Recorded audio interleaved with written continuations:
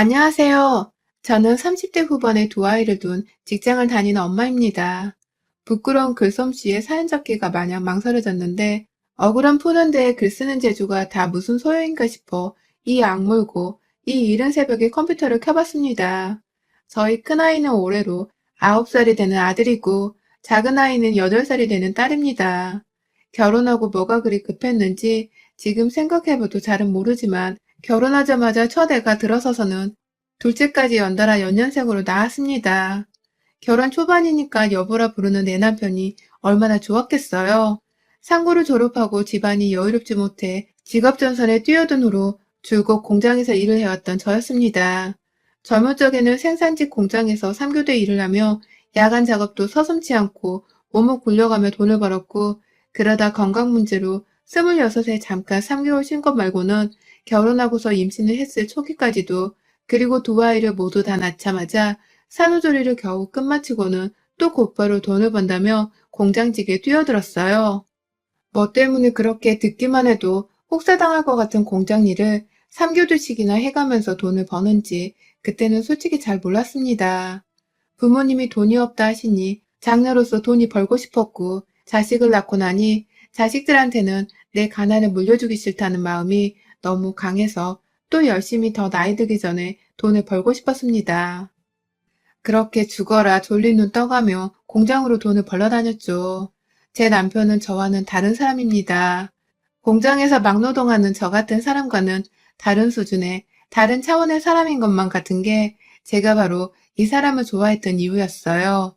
좋은 대학을 나와 좋은 회사에 들어갔고 일머리도 좋은지 회사에서도 승진을 곧잘 해오던 사람이었습니다.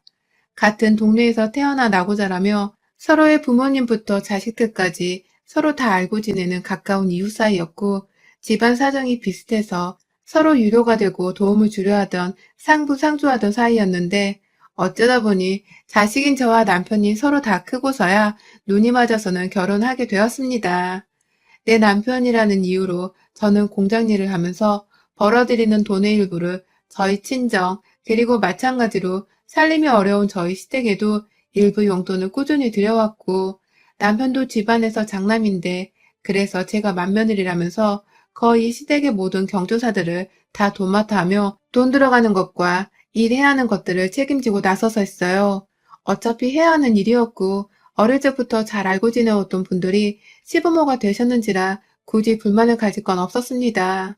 시키는 거 하고 그러면 저는 저대로 제가 출근할 때 아이를 돌봐달라고 시댁에 애들을 맡기고 오곤 했으니 시부모님과 저도 거의 상부상조하며 살았어요. 만약 저희 애들을 맡아주기 싫어하거나 대가를 더 많이 바랬더라면 저도 섭섭하고 속상한 마음에 그리 마음이 쓰이진 않았을 텐데 손주 손녀를 예뻐해 주시고 나서서 아이들을 맡아주려 하니 저로서는 감사할 일이 더 많을 수밖에 없었어요. 더군다나 올해는 작은 아이마저도 초등학교로 입학을 한 바람에 엄마가 옆에서 챙겨줘야 하는 게 많아 최근 4개월 동안은 거의 근무표 중에서 야간 일을 중점적으로 받아서는 일을 해왔습니다. 낮에 애들 학교 가는 거라도 좀 챙겨주겠다면서 뜬 눈으로 애들 가는 거 확인하고는 잠깐 눈 붙였다가 집안일하고 애들이랑 남편 먹을 밥 미리 차려놓고 또 하루 종일 그렇게 집안일하고 요리하다 저녁에 애들 보고 숙제 도와주고 나면 밤에 출근을 하러 나가곤 했죠. 오히려 새벽에 규칙적으로 일을 하다 보니 3교대 하던 때보다는 그리 몸이 힘들지 않았고 제 딴에는 낮에 애들 얼굴 한 번 더 볼 수 있어서 다행이었습니다. 몸이 남아돌지 않는 것 같았어도 옆에서 시부모님이랑 남편이 애들도 잘 봐주는 것 같아서 견딜만 했어요. 결혼하고 내내 저는 이렇게 바쁘고 여유 없이 살았고 남편이랑 둘이서 벌어오는 돈을 따져보면 결코 적은 돈도 아니었는데 밑 빠진 독에 물 붓는 것처럼 워낙 빠져나갈 곳이 많아서 그런지 돈은 여전히 여유가 있도록 모여지는 것이 아니었고 애들이 더 자라고 크기 전에 한 푼이라도 더 모아야겠다면서 저는 현실에 불만을 갖지 않고서 죽어라 일만 했습니다. 그런데 한결같은 제 가족들에게 변화가 생겨났어요. 가장 처음 이상하다 느꼈던 것은 작년 말 크리스마스 연말을 가족들과 보내지 않고 가까운 남자친구들과 여행을 남자들끼리 바람도 쐴 겸 여행을 가기로 했다면서 캐리어를 싸고 나간 남편의 모습이 시작이었습니다. 모처럼 공장에서 연휴 날짜를 받아 가족들과 함께할 생각으로 몇 주 전부터 휴가 소식을 전하고 또 고대했는데 결국 크리스마스 연말에 남편은 집을 나서더라고요. 이미 몇 달 전부터 계획이 되어 있던 것이라 절대 바꿀 수 없는 일정이라면서요.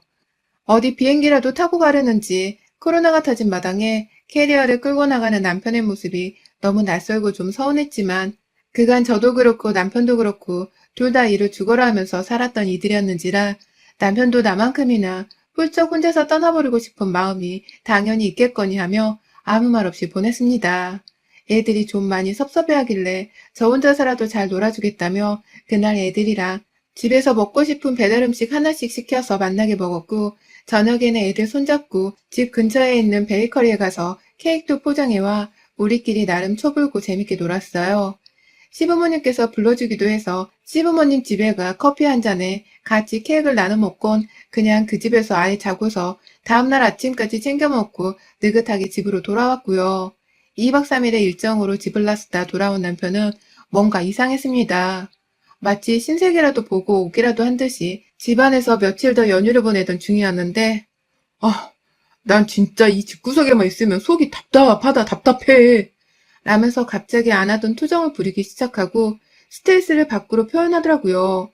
다행히 지도 아빠인지 애들 앞에서는 그런 소리를 하지 않았지만 괜히 저하고 단둘이 있을 때 집구석 답답하단 표현을 하며 제 마음 불편하게 하고 어찌 된 게 집꼬라지가 이렇게 더럽냐? 넌 퇴근하고 집에 와서 하는 게 도대체 뭐냐? 나도 힘든데 좀 집안일에 신경 안 쓰고 살 순 없겠냐? 라면서 공장 다니며 일하는 마누라 고생하는 거 뻔히 알면서 갑자기 무뚝뚝하고 인정머리 없게 저를 노는 여자 취급하면서 탓하는데 눈물이 순간 핑 하고 돌더라고요. 남편 앞에서 그날 진짜로 서럽다고 왜 그렇게 말을 하냐며 펑펑 울었고 남편도 제가 우니까 당황했는지 말이 좀 심하게 좀 나왔다면서 억지로라도 사과를 하긴 했는데 그날 당했던 말에 의한 상처는 지금까지도 남아있습니다. 남편이 갑자기 오충기 같은 게 찾아왔나 싶어서 남편 상태가 걱정되기도 하고 우리가 아직 젊디 젊은 부부인데 너무 일하고 애정 없이 각박히 산 건 아닌가 싶어 괜히 지난날이 후회가 되고 그럼에도 불구하고 자식들이랑 웃는 일 많게 살아왔는데 왜 저렇게 혼자서만 민감하게 구는 건가 싶어 속도 상했어요. 결국에는 그럼에도 애들 아빠라면서 바깥일하고 나보다 더 나은 일을 하고 사는 사람이니까 내가 감당 못할 더한 스트레스가 많을 것이라면서 남편을 이해하려 애썼습니다. 조금 더 토라지는 때가 많았고 저야 정신없이 애들보다 밤늦게 출근하느라고 남편을 기다리기만 했던 적이 많지는 않았으나 퇴근 시간이 계속해서 늦어지는 남편에 대한 불만도 쌓여가기 시작했습니다. 하루 이틀도 아니고 무슨 야근을 매일같이 하냐며 애들이 부모 말고 할머니네서 보내는 시간이 많아지는 것에 대해 우리가 생각을 좀 해봐야 하지 않겠냐면서 차분하게 말을 걸어보려 해봤는데 남편은 그럴 때마다 피곤해 죽겠는데 했던 그 얘기 또 하게? 내가 그러니까 당신한테 지치는 거야. 늘 똑같잖아. 똑같은 옷, 똑같은 얼굴, 똑같은 그 몸뚱이, 똑같은 잔소리. 진짜 사는 게 역같네. 라며 뛰쳐나가 버린 적도 있었습니다. 당황스럽고 조금 무섭기도 했어요. 내가 아는 그 남편이 맞나 싶기도 했고요. 저 사람이 진짜 나랑 헤어지자는 건가 싶어서 더 안 건드리고 꾹 혼자 참아가며 그 밤에 출근을 했습니다. 내가 여기서 더 말대꾸를 하면 내 남편이 진짜로 나한테 오만정이 다 떨어져서 도망을 가버릴까봐. 그래서 이혼이라도 하자고 할까봐 겁이 났어요. 전 지금 제 남편과 아이들이 없으면 어떻게 더 버티고 이 짓을 하며 살아야 할지 더 이상 용기가 나지 않았거든요. 그러다가 바로 지난달 주말에 애들이 학교를 가지 않던 날 저도 마침 휴무인 요일이어서 남편 없이 애들만 데리고서 잠시 외출을 했습니다. 그래봤자 동네 도서관이었지만 말입니다. 애들은 책 읽으라고 안에 보내놓고서 혼자 밖에서 휴게실에 앉아 커피 한 잔을 샀어요. 얼마 만에 부리는 사치인지 모르겠다면서 기분 좋게 커피를 받아들고는 대출해온 책을 읽고 있는데 저희 이웃이 아는 척을 하더라고요. 그 집도 애가 저희처럼 둘인데 주말이라고 책을 읽으러 도서관에 온 거라 했습니다. 그런데 애들 얘기하고 오랜만에 만나 사는 얘기하다 보니 이 사람이 제 눈치를 너무 보더라고요. 무슨 말을 하려는가 싶어서 가만히 눈을 마주쳐 봤더니 아휴, 아니다. 내가 남의 가정 속 들춰봐야 뭐해. 주제 넘지. 라면서 말을 시작도 안 하고 딱 자르더라고요. 뭐 때문에 그래요? 우리 집 속은 왜 들춰보려 해? 무슨 일인데요? 라면서 그 집이 내 집이냐면서 눈이 커져 나한테 하는 소리냐며 물었더니 결국 그런 말을 하더라고요. 얼마 전에 나 자기인 줄 알고 깜짝 놀랬잖아. 분명히 자기 남편이고 옆에 자기 애들도 있었는데 여자만 자기가 아니고 다른 사람이라 내가 얼마나 기겁을 했는데. 한 동네에 시댁이고 친정이고 다 모여 사는 좁디 좁은 곳에서 간도 크지 그것들. 라고 말이죠. 커피를 마시고 있는 제 손이 벌벌 떨렸습니다. 자리에서 곧장 일어나 아이들을 데리고 집으로 돌아갔어요. 어디서 말 같자는 소리를 저리 시건방 떨며 하나 싶어서 이상한 소리를 한 이웃한테 욕도 나오고 집으로 가서는 괜히 가슴이 벌렁거려 내 새끼들 앞에서 물어볼까 말까 하다가 결국 아무 소리도 꺼내보지를 못했습니다. 괜히 제가 아이들한테 혼동만 줄까 싶어서요. 그리고 정확히 한 달도 채 지나지 않아 급기야 사단이 났어요. 쭉 애들 때문에 야간 근무만 하다가 공장 안에 저같이 애 키우는 애엄마가 자기의 병원 데려가야 한다며 일하는 시간 좀 바꿔달라고 부탁을 해왔길래 토요일에 바꿔줬습니다. 일요일은 휴무일이라 시간이 바뀌어 일을 하더라도 신체적으로 피로가 덜할 것 같았거든요. 그렇게 전날 금요일 밤에 일을 하고는 아예 집으로 들어가지를 못한 채 토요일엔 어차피 남편이 회사를 안 가니까 집에서 애들을 잘 봐주지 않겠나 싶어서 바로 일을 시작했고요. 토요일 오후 4시가 되어서야 일이 끝마쳐져서는 집으로 갔어요. 연속으로 일을 하느라 뼈 빠지는 줄 알았지만 뭐 다 하루 이틀 본 사이도 아니고 동료들이 나름 배려를 잘 해줘서 중간중간에 좀 더 티타임을 가져보며 무사히 또 돈을 벌어왔습니다. 그리고는 집으로 곧장 피곤해서 쓰러지듯 들어가려다가 집에 냉장고가 좀 비어있던 게 떠올라서 굴태여 졸려 죽겠는데도 엄마라며 애들 생각해서 장을 보러 갔어요. 엄마가 토요일 아침에 집에 안 들어왔던 걸 분명 알아챘을 텐데도 여태 가족들 어느 누구에게서조차 저를 찾는 연락이 없던 것이 좀 서운하고 섭섭했지만 애들 아빠가 애들이랑 재밌게 잘 놀아주고 있나 보다 싶어서 오히려 안심을 했습니다. 그리고는 한가득 애들 먹을 거랑 신라 먹을 거 챙긴 그 무거운 봉지를 두 손에 다 이고 현관문 앞에 서서는 두 팔에 쥐고 있던 봉다리들을 바닥에 내려놓고 비밀번호를 누른 채 현관을 열었는데 제가 그만 심장마비에 그 자리에서 사망하는 줄요. 온몸이 찌릿찌릿한 전기로 휘감은 듯한 충격적인 광경이 목격되었습니다. 제 눈앞에는 웬 처음 보는 여자가 내 새끼 내 아들의 입안으로 밥을 떠다주면서 오순도순 내 딸이랑 내 남편과 다 같이 주말에 밥상머리에 함께 앉아있더라고요. 내가 아닌 웬 여자가 내 자리를 대신해 그 자리에 앉아선 그 집안의 엄마라도 되는 듯이 내 새끼 밥을 먹이고 있었던 겁니다.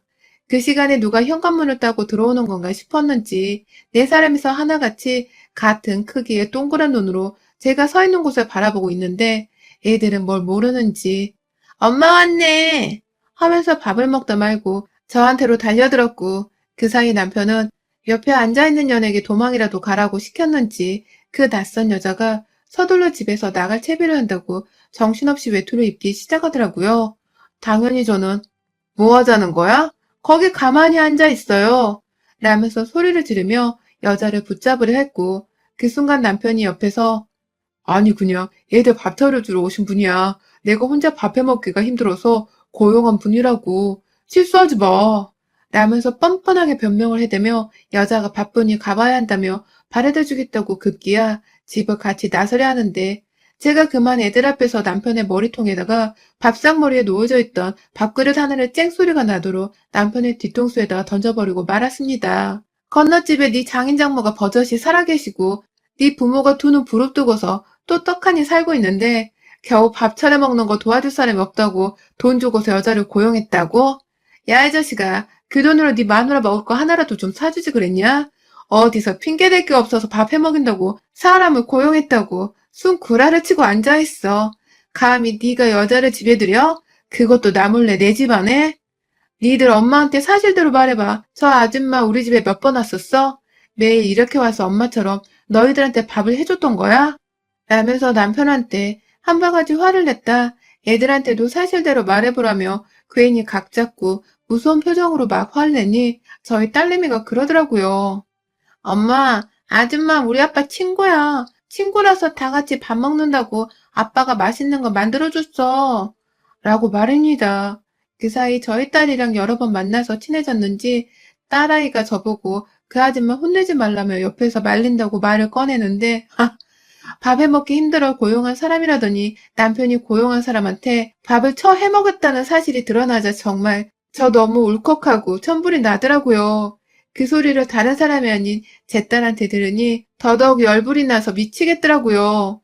순간 울컥하고 화가 났던 나머지 공장에서 쓰던 힘을 갖다가 그 새끼 한 번 족치는 데에 다 쏟아 부었어요. 잠을 제대로 자지 못해 살짝 비몽사몽한 순간이었는데 잠이 홀딱 깨버려서는 남편을 향해 너 설마 바람피던 년은 집안으로 데려온 거야? 그런 거야?